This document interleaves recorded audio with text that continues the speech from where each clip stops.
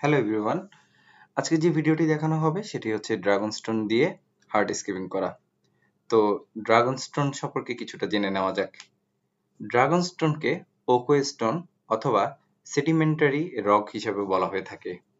এটি Utah, Canada, UK এবং সবচেয়ে বেশি জাপানে প্রডিউস হয়ে থাকে এবং এটির উপাদান কিছুটা কাদামাটি যেটাকে ক্লে বলে, তারপরে সিল্ক মিনারেলস এবং কিছু অর্গানিক দিয়ে তৈরি হয়, যার কারণে এটি হচ্ছে ন্যাচারাল এবং পরিবেশ বান্ধব।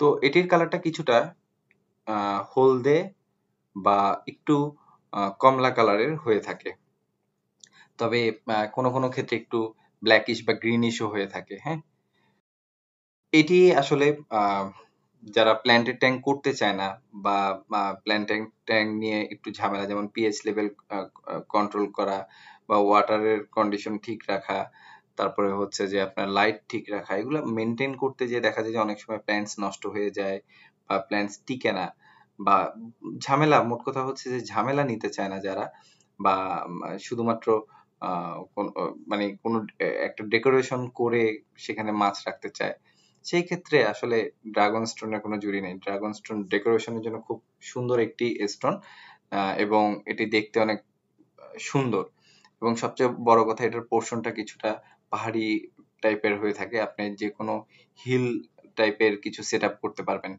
তো মজার বিষয় হচ্ছে এটি যেহেতু ন্যাচারাল একটি স্টোন, সেক্ষেত্রে আপনি এটার pH level, water pH level control করতে এবং ভালো ফিল্টারেশন থাকলে সেই পিএইচ লেভেল কন্ট্রোল করতে খুব হেল্পফুল এবং এটি মাছ লুকাতে পারে, সে আর হাইডিং স্পেস পায়।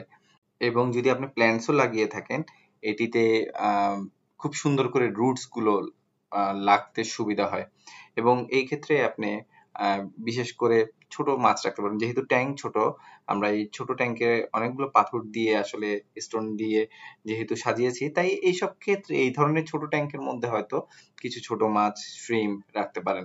আর এইসব ট্যাঙ্কের মধ্যে সবচেয়ে বেশি সুন্দর লাগে হচ্ছে এই ছোট ট্যাঙ্কগুলোর মধ্যে সবচেয়ে বেশি সুন্দর লাগে বেটা ফিশ।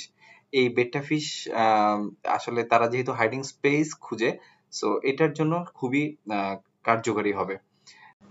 যেহেতু কথা বলতে বলতে প্রায় সেটআপের ভিডিওটি শেষের দিকে, তাই আপনাদেরকে আবারও ধন্যবাদ দিই এবং এরকম আরো ভিডিও পেতে চাইলে আমাদের চ্যানেলটি সাবস্ক্রাইব করে রাখতে পারেন। ধন্যবাদ আপনাদের সবাইকে।